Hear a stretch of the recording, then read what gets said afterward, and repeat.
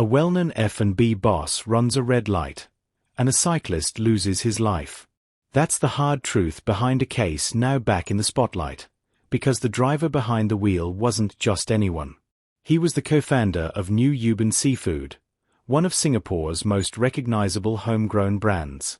On the afternoon of the 2nd of March, 2022, at a junction in Bukit Batok East, traffic was normal, the lights were clear, and people were just trying to get through their day. But in one split moment, 69-year-old Pang Seng Meng drove straight through a red light. At that exact time, a 41-year-old cyclist, a Myanmar national named Chitto Maung, was crossing the pedestrian lane. Pang's car struck him, throwing him off the bicycle and leaving him unconscious on the road. He was rushed to hospital with severe head injuries, skull fractures and bleeding in the brain. By around 5 in the evening, he passed away. A life lost, a family changed forever. In court, Pang admitted he was driving without due care and attention. But there was another detail that shocked many. Pang knew he had serious eye conditions, glaucoma, astigmatism, and short sight. Yet he chose to drive without wearing his spectacles.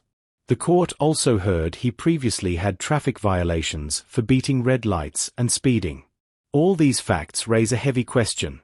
Why did he still decide to drive that day, and without the proper eyewear? The legal process is still ongoing, and Pang will return to court on the 29th of January, 2026 for sentencing. If convicted, he faces up to 3 years in jail, a fine up to $10,000, or both, and possibly losing his driving license. Beyond the courtroom, this case hits a deeper point about safety on Singapore roads.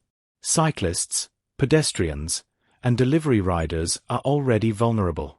When drivers ignore traffic signals or choose to drive without proper vision, the risk isn't just to themselves, it's to everyone around them.